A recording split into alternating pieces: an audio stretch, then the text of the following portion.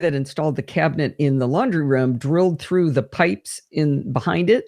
And so we went out in our side yard and water was gushing out of the side of the house. So that was this massive deconstruction, tearing everything out, redoing walls. It was a big mess. About a week ago, we looked and water was coming out of the wall in the same place. So we called the contractor back. He tore a hole from the outside this time, dug a big hole. And it turned out it wasn't the pipes on the inside. The hose was leaking and spraying against the wall. Oh, man. So we have a big hole in the side of our house and out $500 for making him race over and fix it when it was the hose spraying.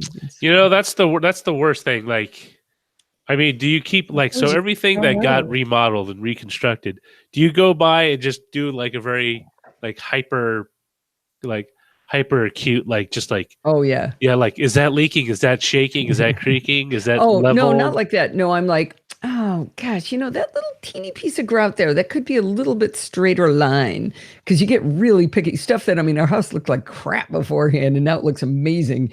And yet you're still noticing, oh, I wouldn't have put that tile this way. I would have put it this way. Well, I mean, when we had our roof done, I always keep an eye on it to make sure, especially because all the past rain, it's like, is it really I don't know. I'm paranoid. I want everything to work as advertised. Last thing I want is someone to come back around and spend a weekend slamming on my roof trying to fix it. Unlike the rest of us, you'd like it to just work. What do the gray ones mean in the left A and B columns? Where are those gray? Does it mean something? No. Okay. Doesn't mean anything. There are some times in there that just kind of keeps Roger on the ball, and you shouldn't worry about it too much. But as you know, if it turns red and we're really going off on something, then we know to wrap our.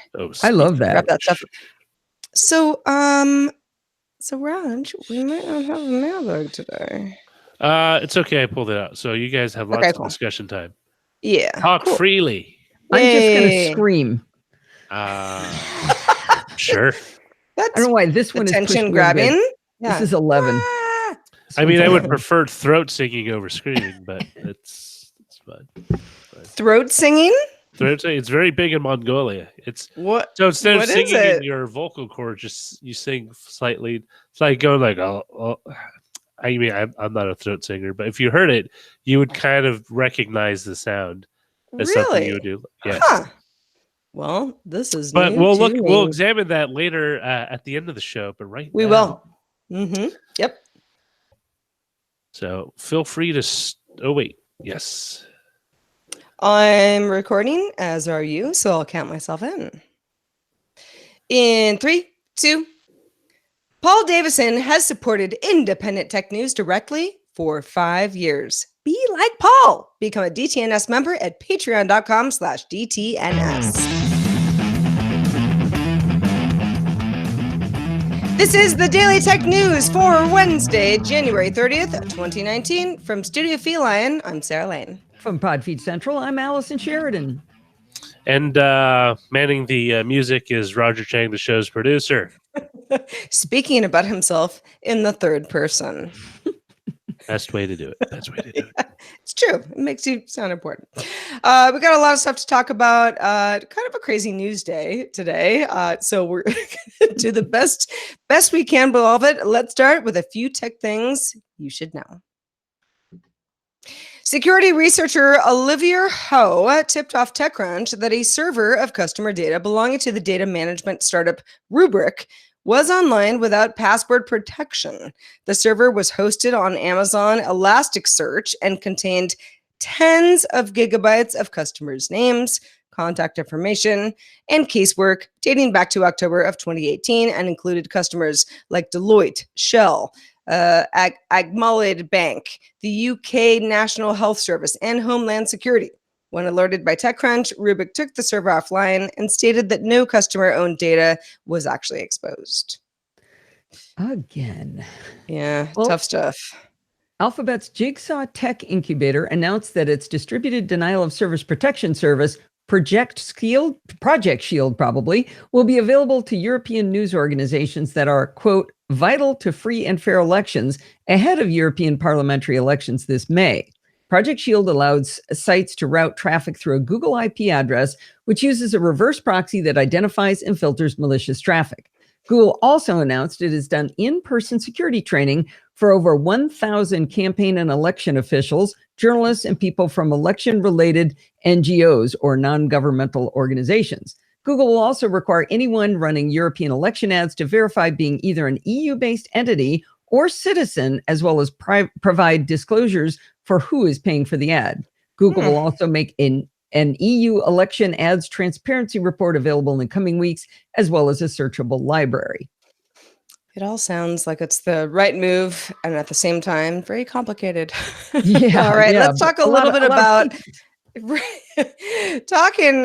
speaking of complicated, and Allison, I'm glad that you're with me for this today. We talked a little bit about Apple's earnings in the show yesterday because they were breaking right as we were recording, but now we have a little bit more information. So let's parse it, shall we? Apple recorded Q4 earnings per share of $4.18 on revenue of $84.3 billion. Analysts had expected revenue of $83.97 billion on earnings of $4.17 per share. So slightly above estimates, if you're looking at it that way. iPhone revenue, which, if you need a reminder, doesn't now break out unit sales anymore. So it's all iPhones, not certain models of iPhones. Came in at $51.98 billion versus analysts' expectations of $52.67 billion. That's going to upset some folks. Services pulled in a $10.9 billion in revenue, increasing 29% on the year. We talked a little bit about that yesterday, Apple becoming more of a services company and how that's advantageous for them.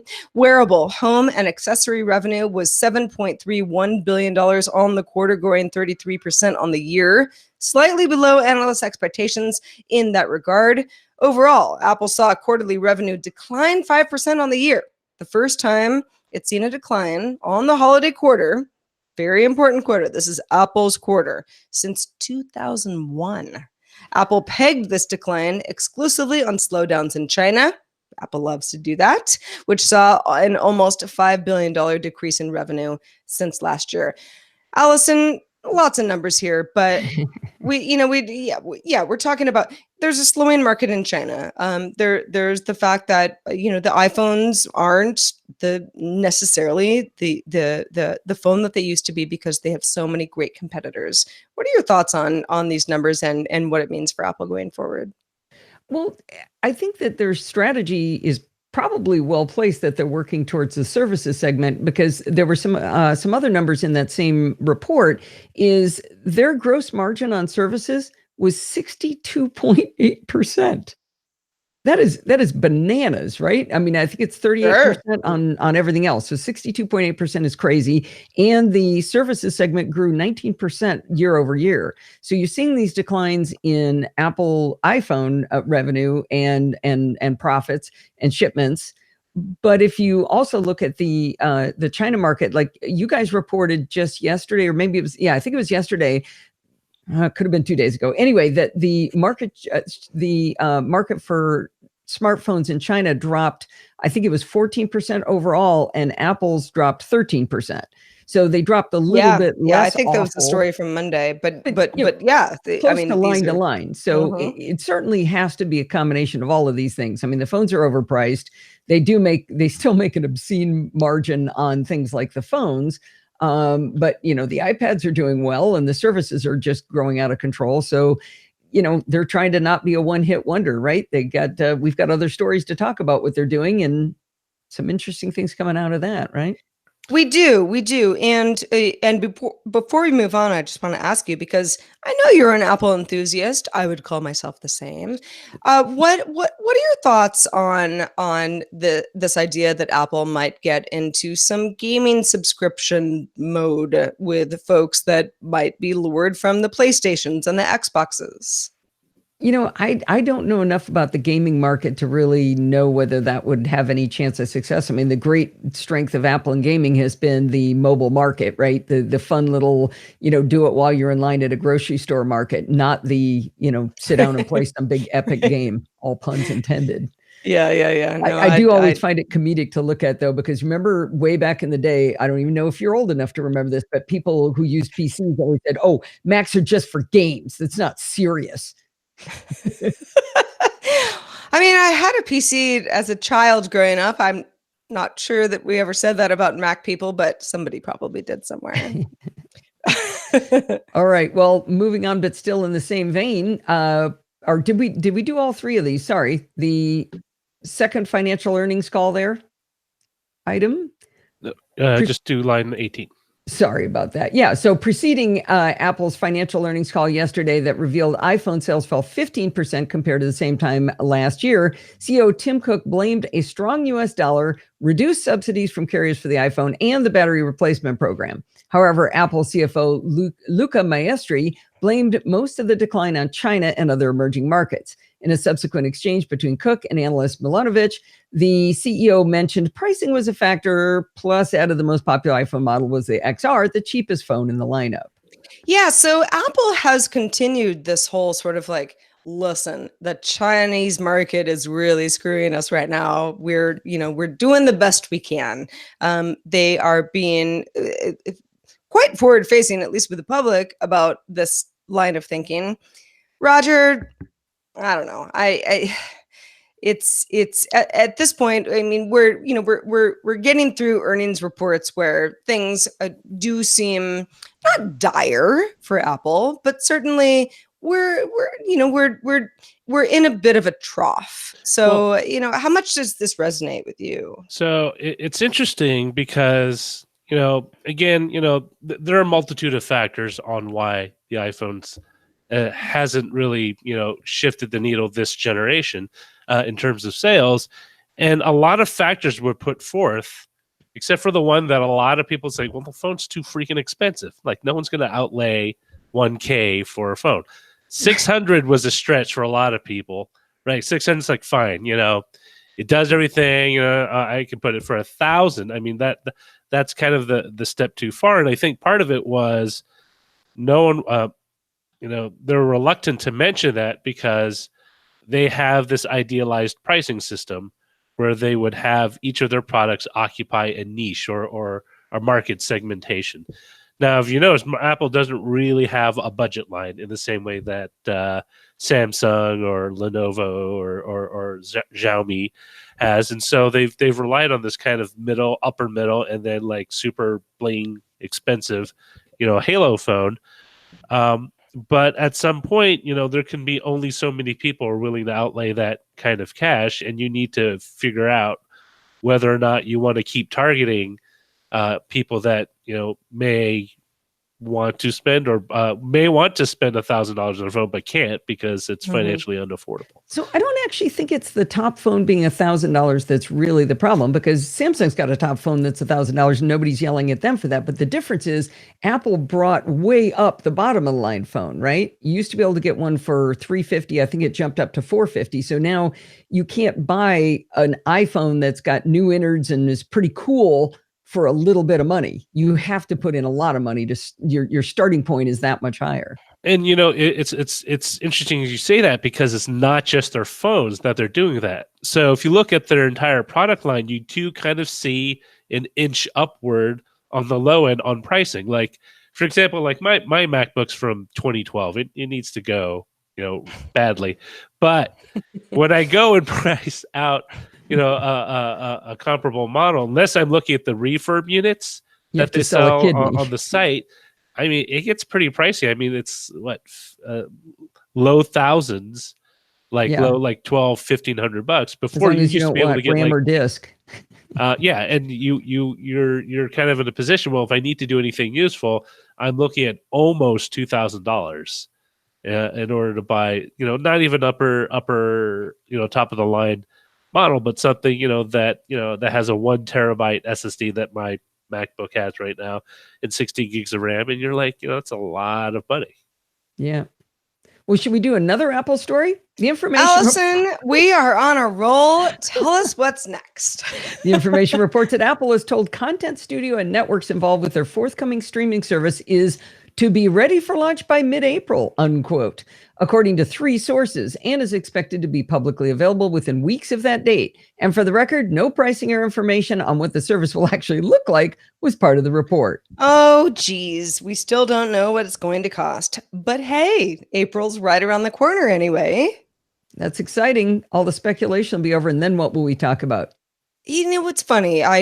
We talk about so many TV services on this show, and I was on Cord Killers the other night as a guest, which is Tom Merritt and Brian Brushwood's show about cutting the cord and all of the things that you can do in that regard. And it kind of just this whole idea of Apple is finally going to have this original content. It's going to be an Apple ecosystem thing. And I'm starting to feel like, and maybe it's because I've been waiting so long, I'm starting to feel like, I don't know how much I care. Since they haven't announced it yet. It's been part of this news cycle for some time. And if I was sitting around being like, wish I had a great show to watch, don't have any great shows to watch, maybe I'd feel a little bit differently. But it's like, I can barely get through all the great shows that I watch now, and I'm not even watching The Good Place. Exactly. Why are you not watching The Good Place? Because I have no time, Allison. I literally have no time. Well, anyway, that's exciting. I don't know. April? Yeah. We'll find out finally. At least we'll stop speculating. Exactly. Or start speculating on something completely different. Speaking of reports, an exclusive Reuters report has revealed that a hacking unit composed of contracted ex-American intelligence operatives and United Arab Emirates intelligence services monitored the iPhones of activists, diplomats, and foreign leaders using a software tool known as Karma. Introduced back in 2016, Karma grants remote access to a target's iPhone by uploading phone numbers or email accounts into an automated targeting system. It was used to obtain photos, emails, text messages, location information, and saved passwords. The tool became less useful at the end of 2017 when Apple rolled out new security updates. Why did we not hear about this back then if Karma was around? It's funny. When I read the story, I thought the same thing. I was like, Karma.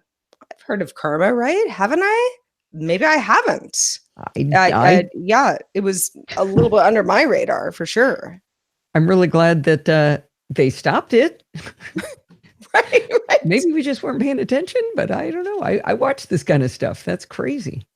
Yeah. Again, we're talking about intelligence folks, so perhaps they're able to go under the radar, in a way that keeps us guessing. But yeah,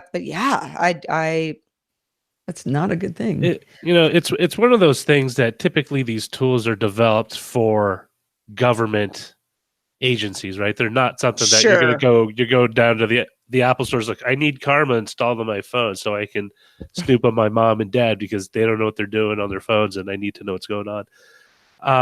Oftentimes with tools like these, they're kind of circulating in a very small circle of people or agencies that use them.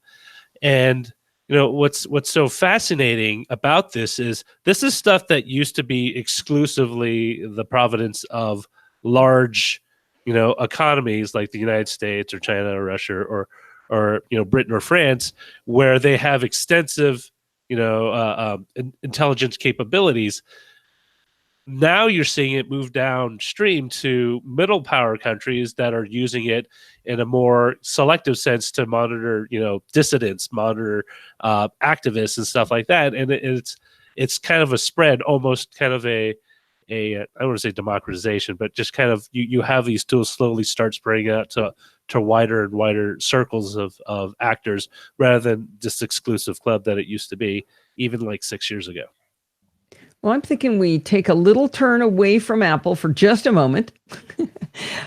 Chrome is set to add a feature to warn users when they access sites with domain names that look like authentic websites. The feature is reportedly called Navigation Suggestions for Lookalike URLs. The process is said to be a drop-down panel under the Chrome address bar asking the user if they really meant to visit that URL. No word on when this feature will officially ship. Well, okay, maybe we don't know when, but I welcome it. And I like to think that for the most part, I cannot be foiled, but it does happen. I think we're all, Yeah. guilty of that. The idea of, kind of this phishing scheme thing is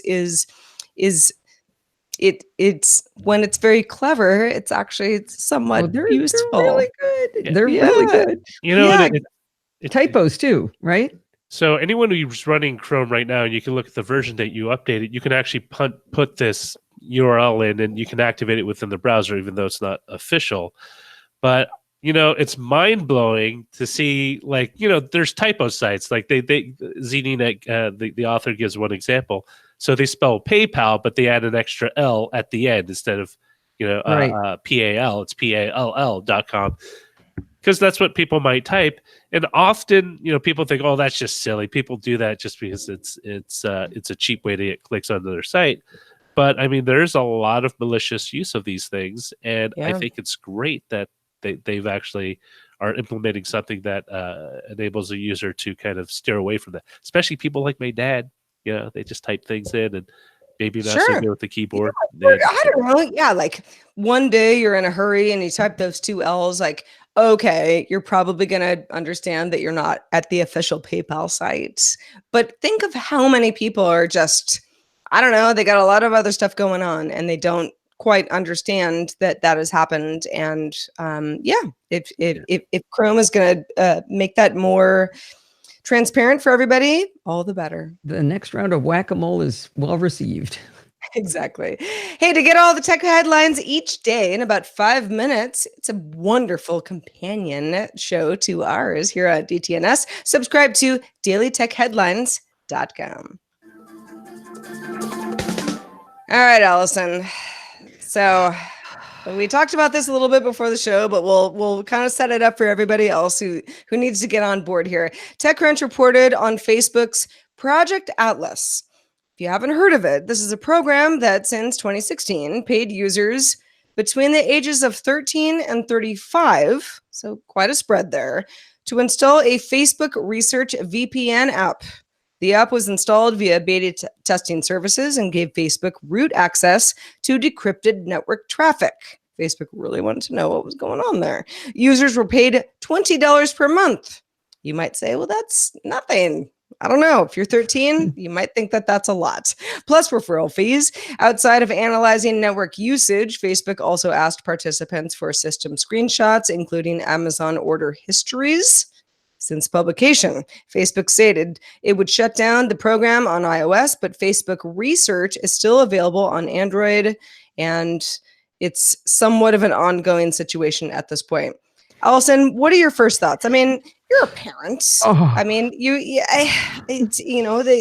social networking is contentious enough when it comes to the younger folk, but Facebook paying younger people to be part of research experiments, does that sit well with you? Everything about this just makes me want to scream. So first of all, they had a VPN app that was designed to do this, and Apple took it out of the Mac App Store because it was wrong in all ways. I don't know whether it violated terms of service, but whatever it was, they took it out. So Facebook actually did an end run, and they used the capability that companies who write developer companies can create a profile that allows them to install an app within the company to test an application. So let's say they're testing a new version of Facebook Messenger. They could use this profile to distribute it within the company to have everybody test it. That is all it is allowed to be used for. Facebook used that to do an end around and recreate that same VPN thing they were banned from using before to do it outside of, just in children. I mean, there is nothing. I can usually find some way to, play devil's advocate. Oh, well, they knew what they were doing. They said yes to this, but this is all of their traffic. Everything they were saying they were doing. 13-year-olds are idiots. 17-year-olds are idiots. I mean, some of us were idiots much later than that, but some of us still might be idiots. That's neither here nor there. Sure, all present company included. But the thing is, you can't say that it's okay because a 13-year-old said, "Oh yeah, sure, I'll sell this for $20." I mean, they'd sell their kidney for $20. I mean, they don't know. Well, and disgusting. yeah, okay. So, and you're fired up, and Little that's a bit. good thing. And I think that that sentiment is shared by a lot of other folks. But what would the solution have been? How would you have rolled this out differently so that sure, there might be data collection that's for the general good of all of us, but in a way that doesn't seem so creepy I don't know after that the there is fact. a way to do it because Yeah. it's against the terms of service. It's not allowable. It's creepy, and it's disgusting. I mean, it just everything about it is awful. Now, the good news is that Apple is spanking them pretty well. According to Mac Rumors, Apple has stopped them from being able to use these internal profiles, which means they can't do any testing of any of their internal apps. And another thing you can use these internal profiles for, these certificates, is you can create an internal app that just works, say, with your CRM system or food services or something like that. Facebook can't use any of their own apps internally right now, other than the production stuff. They can't do anything. So they're getting a pretty big hand slap on this. And I've been watching the news, hoping to see that Google does something too. I mean, maybe it's not against Google's terms of service, but it's certainly should be against the terms of wrong. Well, okay. So given the fact that Facebook has suffered some PR challenges as of late, certainly over the last year, and in something like this, I mean, we care about it. You want to yell. We're fired up about it. But how much do you think this would matter to somebody who already is worried that Facebook might not be a legit social network to give all your information to? It seems like people are falling into different classes. People who never used it, people who dipped their toe in and went, oh, that's really creepy, and got back out. And then there's the vast majority of us where it's like, well, that's the only way I know what my family's doing. This one hit me harder than all of the other ones. I know so much of what they've done has been disgusting, and it's just such a clear sign that their culture has nothing to do with caring about us at all. I mean, I know they're a company and companies' jobs are to make money. I'm the first one to say, oh, it's okay that Apple has 68% revenue or, gross margins on services. Woohoo! But there's some level of wrong you have to draw the line at. And, that delete button is just hovering right next to my finger right now for this one. This one just really, really angered me. Well, and I don't think you're alone. And I suspect that we'll probably get some feedback about this. And I hope that you do. If you want to vent to us, feedback@dailytechnewsshow.com. Also, thanks to everybody who participates in our subreddit. You help us pick our stories. You are an integral part of the show. You can submit them and also vote on other people's stories at dailytechnewsshow.reddit.com. We're also on Facebook, facebook.com/groups/dailytechnewsshow. Allison Sheridan, thank you so much for being with us. I know that you want to scream. You didn't. And I applaud your ability to rein it in. But let folks know where they can keep up with all of your fabulous work. Well, I do want to plug two things, sort of folding one into the other. The first is I want you to look at a webpage that I created called podfeed.com. It's my at podfeed.com. It's my subscribe to the podcast page. And what I want you to be amazed by this is I hand coded this my little self. Nothing was auto-generated at all. If you shrink and increase the size of the page, if you look at it on a phone versus in landscape mode on a phone, you will see the text changes, things move around, it's fluid, it's all mobile first, and it's amazing. The reason I know. I'm just like I'm just grinning from ear to ear. Man, I know that feeling. I know that feeling where you're like, it worked. It worked. It looked really nice. The reason I know how to do this is because of a podcast that I've been doing for 70 episodes with Bart Bouchatz. It's called Programming by Stealth, and he has been slowly sneaking up on us, teaching us to program. And we've done HTML and CSS and JavaScript, and now we're doing Bootstrap.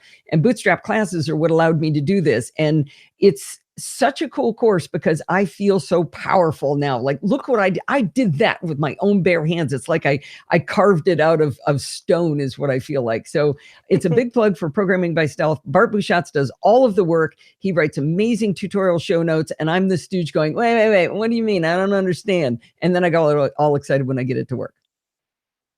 That's amazing. Sounds like a podcast that will help a lot of folks. Yep, look for it in your podcatcher of choice under Programming by Stealth. Will do, and thanks so much for being with us on our show. Also, thanks to our patrons. Our goal each month, you know what the goal is, but I'm going to tell you again anyway. One more patron than last month. Just one. If there's 2 or 10 or 1,000,000, that would be great. But at least one more. You could be the person that puts us over the top and makes our hearts sing. Become a DTNS member and get an ad-free RSS feed, special episodes from Tom on how we do the show, what's going on behind the scenes, how it all works, special episodes looking back on tech news of the past and more. Sign up at patreon.com/DTNS. Also, we have a store. dailytechnewsshow.com/store. Get a hat, get a hoodie, get a mug, all sorts of stuff. Could be a t-shirt. Shirt. I need a new one. I need a new one. I need more. Yeah. Get on in the store, Allison. Be cool. Our email address is feedback@dailytechnewsshow.com. We are live Monday through Friday at 4:30 p.m., 21:30 UTC. And you can find out more at dailytechnewsshow.com/live. Tomorrow, we'll be back with Justin Robert Young. Talk to you then.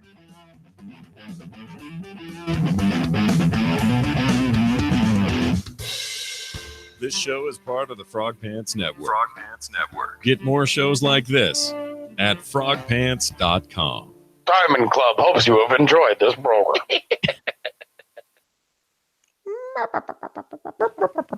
Sorry about that in the middle there. All of a sudden I read and I was like, oh my God, I already talked about all the articles. Oh, no, it's fine. So that's where I went, did I forget we said that? I didn't remember reading it. Oh, no worries. No, I see where that kind of, would have tripped a person up. Sorry about that. That was fine. I was supposed to write them into one broad, like 8-minute section of just all those bits. I felt like we had already talked about it, and that's when I got paralyzed. I mean, well, in a world with only Apple and Facebook news, well, you touched it, but you actually didn't until you got to it, which is depressing. Yeah. We're interrelated. Yes. Thanks for letting me plug that. You can tell I'm pretty excited about my. I'm excited for it. No, that's great. That's really cool. The last programming class I took was Fortran 4 with Watt 5 in 1980. So those are the sorts of things too, where you're like, okay, I know that lots of people know how to do this, but when you do it for the first time, you're like, got it. It's okay. I made fire. I could make lots of websites for people should they need it. That's a really cool skill. It's a single web page. And it took me like 3 weeks. One web page. Yep. One web page. It's funny.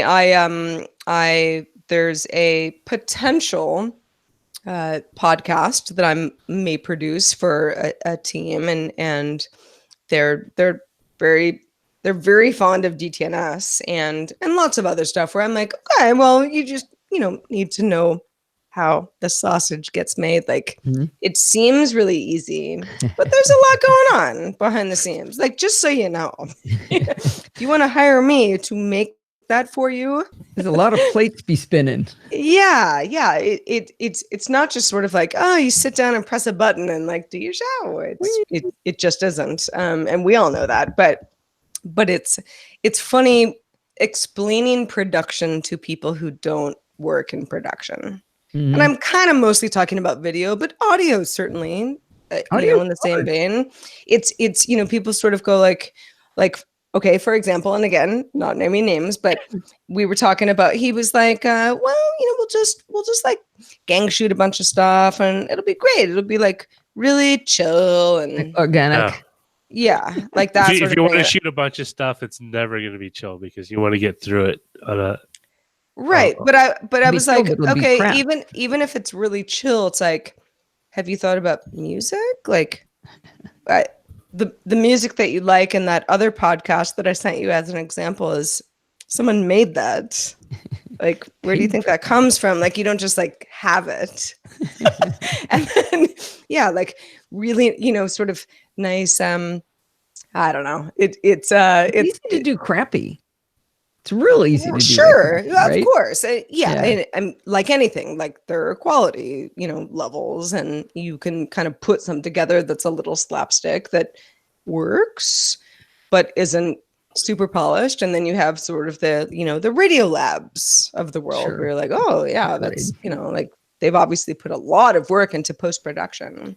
But it's funny to talk to somebody who's like, I don't understand what you mean by the XML file. And I'm like, well, it's very important. It turns out it's And so it has critical. to live somewhere on your website. Right. And I'm By the going way, to have to talk talk about to your IT sausage manager spin. about this because it needs to happen very well. Did I ever point this out, Sarah? Look above my head here. That is an actual sausage grinder that one of my fans sent me because I kept referring to watching the sausage get made. Wait, There's an actual sausage grinder up there. That's great. The one hanging down below. Oh, and then when I moved into this office, I didn't have that shelf up there, so I only had this little windowsill. Right. Yeah, so yeah. if you see up on top, he then sent me a vegetable grinder, a little tiny plastic one, so that I had that one. I think you did point this out, but your studio looks real nice, actually. Thanks. Yeah. I'm really liking the new room, and I got some new lights. Yeah. I got some new LED lights up here that really... That might be what it is. I feel like it's, like the lighting is really good, and yeah. Yeah. Looks good. Have you noticed how big your hands are when you do this, though? I noticed in Tom's new studio, when he talks like this with his hand, and it's like, wow, that's a big hand. Yeah. I have a huge hand compared to my head. Oh no, perspective. You know what gives us a good perspective on things? A title. Oh, yes. So Sorry. I like Mojam's Facebook to Apple Hold My Beer. I didn't understand that one. It's because of the whole Apple debacle with FaceTime yesterday. I don't understand what hold my beer means either. And I'm glad you said this, Allison. Like, I don't understand that, not just right now, but ever. No, that means like I don't know what that joke is. So it's like a dude thing. Like you're in a bar or something, you're having a couple of brews, and like someone does something like, oh, he totally did like an awesome ollie, or he totally, But that doesn't fit in this context, does it? You would say to someone, hold my beer, I'm going to try to attempt the same thing. Oh. Right? It's like hold my purse. Yes. See, if somebody would have just said that to me a year ago, I would have been... Why would Facebook have said that to... Because Apple got I was so confused by that. I was like, beer? Yesterday, Apple got roasted for having the FaceTime. Oh, let you I see. Eavesdrop, even though the other person hasn't accepted your call. So it's a meta level from yesterday to today. Yes, I should be against the terms of wrong. I know that was my quote, but I like it. All right, that's good. That's good. Hey, man. 13-year-olds are idiots. You said it because let's not. It's probably mean. Upset the 13-year-old community. I want to upset the apple cart. Apple's gross margins are bananas. Another amazing quote. Don't hate that one. Should be against the terms of wrong. It fits. I don't know. It's one of those things that it's. I'm wondering if this basically feels like Facebook is going through their corporate midlife crisis. They're just like they don't know what they're doing. Like, I want it to be their death knell. They're reaching and grabbing for stuff. They're eventually gonna end up with a red sports car convertible. Yeah. Maybe toupee. Yeah, they're just gonna. They're gonna have a new era of life. It's for companies. It's usually when they do something that has nothing to do with their core business, and they just kind of get into it, like Facebook snacks. Like dietary supplements. That actually might sell well. They Think could about use- it. yeah. Look at Soylent. You know? This is so many times in a row, though. You know. Well, it's Yeah, but Allison, we talked about it on the show. It's like, I mean, what member of your non-technical family cares about any of this stuff? Yeah. Zero of mine. Yeah. They don't care. They're not reading the stories, and if they did, they'd be like, "Doesn't make any sense to me. Don't care. I just want to share my photos with you." Yeah. But they're mostly on Instagram now with okay, I'll push the button to also post to Facebook because whatever. That seems to be more, but then again, of course, that's a Facebook property. Yeah. Sure. Yeah. I mean, I see what you're saying, but at the same time, there's a continuation of serialized just bad behavior that at some point most people would say, you might need new management. Yeah. Yeah. I honestly I wonder think if any of those people were in Europe that agreed to do that. If GDPR would be interesting there. I mean, I'm trying to picture whether their agreement that the kids signed up for said things like, okay, so if you go to your doctor's website and you do research on the disease that you have, we will be recording that and probably selling it. Okay. Did it say that? $20 per month. What do you got to lose? Okay, 20. Yeah, there you go. Because I'm an idiot. I'm 17. I mean, when I was 13, I did not think I was an idiot. But I was, and that's the problem. But I was certainly, I didn't have the skills to totally know why companies want to do things like this, right? Mm-hmm. Yeah. I was, I just, as a kid, yeah, it's I wasn't stupid, but I didn't really understand how this stuff worked. And I think that is the problem that Allison, I know, really bothers you. And I think that's what you're trying to get at is it's not that little kids are dumb. It's that companies are manipulative. Well, they're manipulative, but they're manipulating a segment of the population that typically, by law, is not considered an adult for legal reasons, right? A 13-year-old can't sign up for a car lease and roll off. You got another 5 years till you can vote, man. Chill out. I think at 17, you don't have any idea of the repercussions to your future of what you're doing. I mean, that's why you see, 16-year-olds posting pictures of themselves drinking beer, and they don't understand why they don't get a job when they're 21 because somebody's looking at these 16. These photos. I've seen people 25 not have a clue to right. the consequences of their actions. Sure. But I think my theory is that we get better at that over time, understanding the repercussions to the future. And it's barely started at 13. It's not matured at all at 17.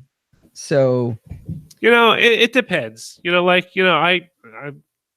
was in junior high, my sister and I were left to live by herself for like 8 months. We paid bills. We ate. I cooked. Where'd mom and dad go? Well, my dad was running a restaurant in a different city. He would come on the weekends. He would visit us on the weekends, but like for you weren't abandoned. They were just like, you're going to be okay. We're not abandoned, but we managed everything. Okay. The maturity is not always tied to a chronological age. I agree. But but again, with the whole 13 thing, I think they are intentionally targeting an audience they know will not have the experience or the wherewithal to understand exactly what they're signing up for. Right. And that's why we used to have laws against advertising to children for certain things.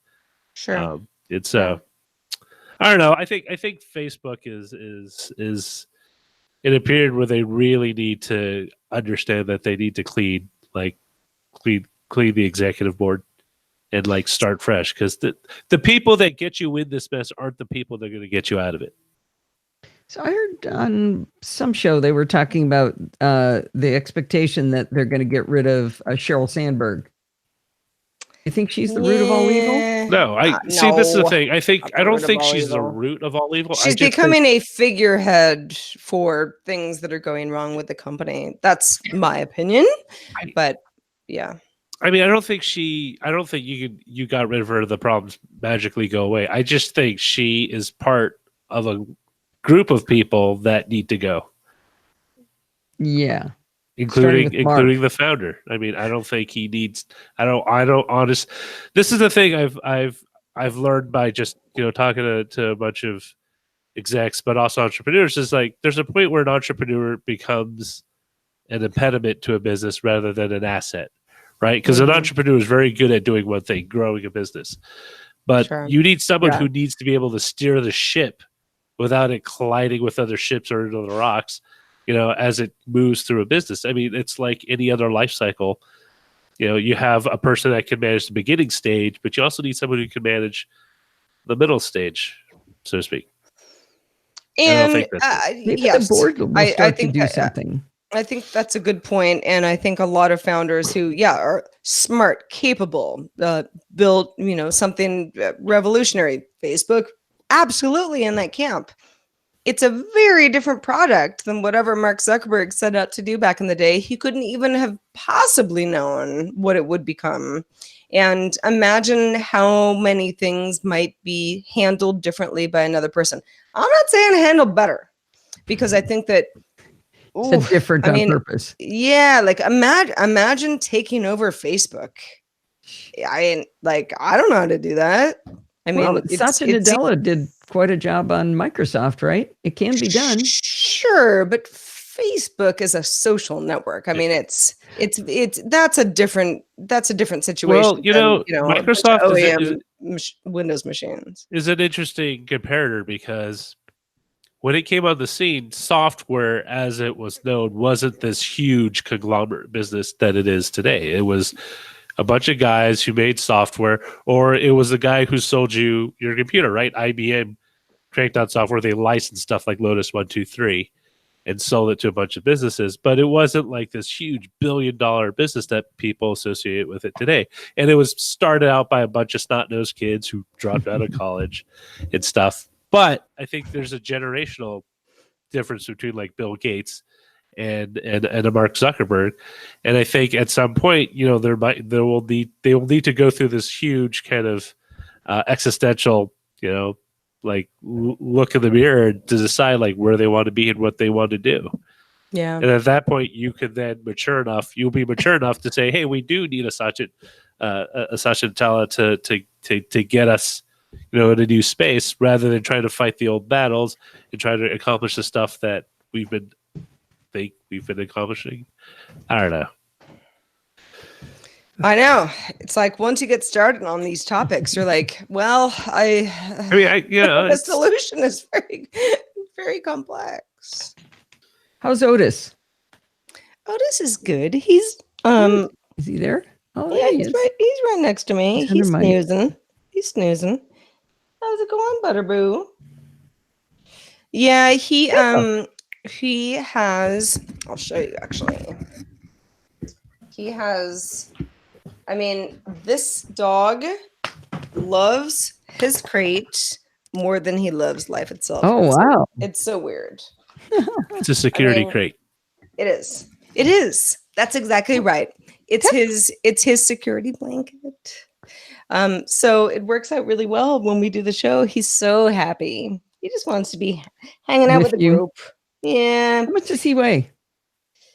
85 pounds. Holy cow. He's a big boy. He's a big boy. However, and anybody who follows Otis's Instagram account, Otis Reading Lane, would know this, but he is he's a big boy. We do our little walks around, the neighborhood or whatever, but like he has to run. He needs to run free. He loves playing fetch. It's his favorite thing in the whole world. And you can't really do that when you have a big dog because he scares people, even though he's not scary, but you just can't do that. So there's a dog park that we go to, a lot of other big dogs.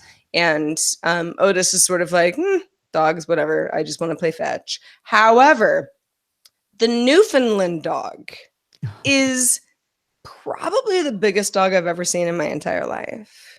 I don't know if you've ever seen one of these guys in person. It's a Saint Bernard plus. when I was 5 years old, my dad stopped the car on the way back from church because this guy was building a boat in his front yard and he wanted to see this boat. And so I'm walking along hand in hand with my dad, and a Newfoundland charged us. And the Newfoundland guy, I mean, he was like, I don't know, a foot taller than I was at the head. And my father just picked me up by the scruff of my neck and lifted me up as the dog ran by. Oh, you know, I what's will always interesting- remember that dog. Something else we need to stop is the live stream to YouTube and say goodbye to everyone, and then ask them to join us tomorrow. But for everyone else who's listening on the audio stream, Patreon supporters, stay tuned. Just remember.